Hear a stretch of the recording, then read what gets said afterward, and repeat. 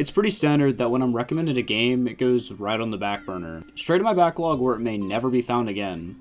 Many of my friends recommend extensive titles that they love and hold close to their hearts, and I'm grateful for these kind of recommendations, but many exceed 60 hours in length and can be draining. Even if I wasn't trying to cover games for the channel, I'd avoid these titles. I loved longer games when I was younger, but time has become fickle with age. I have responsibilities and duties that take priority over entertainment.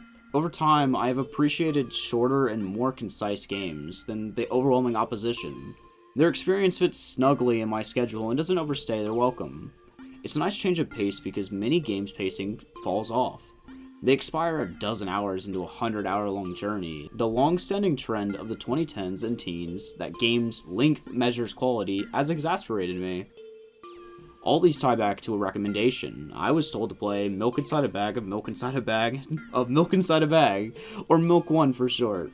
Milk 1 is less than $1 and much shorter than an hour long in length. It required little commitment from me. It was immediately enticing as a quick journey. However, due to the existence of this video, you can already presume it was much more than just a brief detour from my other projects. Milk 1 fits a surprising amount into its 15 minutes of runtime. To sum it up, it's a visual novel about a girl on her way to get a bag of milk. Its simple and boring premise amplifies its message greatly. The twist is found with the protagonist. She's the lens through which the player views the world. Her vision is twisted, her thoughts are a mess, and she struggles with the simplest task. But this isn't to insult her, but to give perspective on her struggles. It's suggested that she has PTSD, or at least severe anxiety, and her specific issue is left open enough to be relatable to several disabilities and mental illnesses.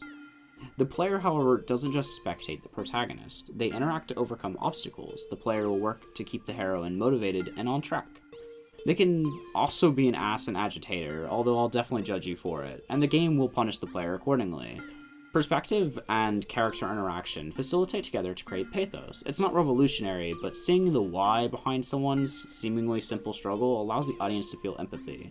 Once aware, the audience can empathize with her dilemma and hopefully others in their own lives.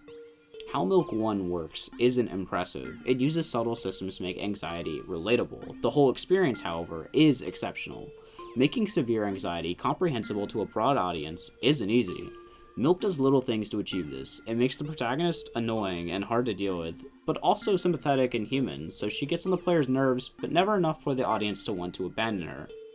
Personally, it has music that makes me feel anxious, and it has imagery that's off and disturbing. How Milk reaches the end result is subtle, and until it all comes together, it's hard to grasp how impressive it is. When I'm reminded that this game with clever sound design, abstract art design, and astounding dialogue fits into only 15 minutes, I begin to grasp how impressive it is. I've never thought of severe anxiety and its effect on its victims, but Milk brought all of that to light. The first game was a direct and potent experience that supports my personal belief that games don't have to be long to be good.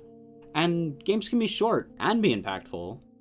Anxiety is a topic hard to grasp without personal experience. It's human to stress and feel discomfort, but hard to comprehend anxiety beyond that. Milk Inside a Bag quickly puts the player in their shoes. It's fantastic, and I wish more would enjoy a game with a strong message and cheap entry requirement. While similar in many ways, Milk Outside a Bag of Milk, or Milk 2, has some key differences. It keeps the visual novel framework, but adds some point-and-click features. It focuses more on the interactions between the player and the heroine. Furthermore, there are many stylistic changes in the visuals and audio. Milk 2 is less abstract than 1, but still keeps it weird. The color palette is expanded, and detail is applied where it was absent before. It still has entirely conceptual depictions of reality, but it couples them with grounded visuals. Milk 2 is artistically genuine and stands out in the market because of it. The character design is also heavily overhauled, and I adore it. The protagonist is expressive, and it adds to the desired effect. She gives this little sister energy, and it made me want to care for and protect her more than in the first game. If you have siblings, you'll get that there are many days where they're nothing but annoying little brats. But at the end of the day, especially if you're the older sibling, you care for them, despite all your shared grievances. Astonishingly, a game of roughly 30 minutes managed to replicate this feeling with a fictional character.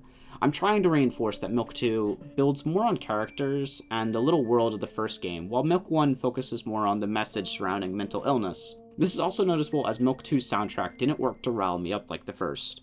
I may be alone on this, but the first game really made me feel anxious and added a ton to its vibe. While 2 was much cozier, adding to the feeling of comfort established by the heroine being in a room, we assume this is her safe space. It's relaxed and pleasant. 2's music serves less purpose, but still adds emotion to the experience. To get to its root, Milk 2 is about expounding upon the protagonist. Milk 2 focuses on the character relationship much more than the raw perspective to establish pathos. In the first game, empathy with her is set as the player helps her and learns how helpless and tormented she is. With a focus on her interactions, the audience can learn about her history, expand on her thought process from a different POV, and see new aspects of the protagonist's life. Furthermore, it adds more endings, variables, and game time to support its price tag. There's a new setting to vibe in, and our character opens up more because she's comfortable here. Overall, it brings something the first game didn't while staying true to its original message. The whole second game is so well done it makes me wish Milk 3 would be a visual novel with free inputs. Think Wizardry 8. A game where the player's inputs are typed up freely, and the game uses a loose dictionary and syntax to accept information and return with relative outputs. It simulates conversation well, and I'll remain hopeful even if it is unlikely that Milk 3 will have this. But that's my argument for Milk 2. It's so great at establishing its character that I just want to spend time talking to her and exploring responses. It's compelling as an outsider to mental health issues. Milk 1 and 2 both hit hard for their brief run times, but what made them so compelling is their relation to another piece of media. If you haven't heard of the spoon theory, I highly suggest reading the original article. I'll leave the link below. But in short, it's a metaphor used to describe how mental or physical energy someone has available for everyday tasks and activities. The creator of the metaphor used it to explain how daily life with lupus was.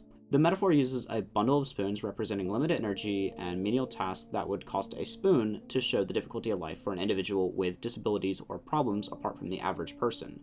Milk 1 and 2 both represent the metaphor with their entire premise. The difficulty of getting milk from the store combined with the source of anxiety explains the challenges others may face.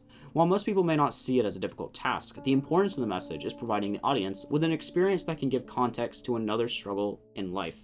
While most people may not see it as a difficult task, the importance of the message is providing the audience with an experience that can give context to another's struggles and life. Milk is a short video game series, but it handles mediums respectfully and successfully. Milk is an impressive indie game due to its ability to tackle important and challenging messages that AAA studios rarely attack. It accomplishes all of this quickly, which makes it all the more impressive. But above all, Milk was a resounding and cheap surprise. Half the recommendations my friends provide are solid games, but focus more on production value, gameplay, and visuals. Touching on topics with immediate effects on my life and my ability to relate with my peers is remarkable.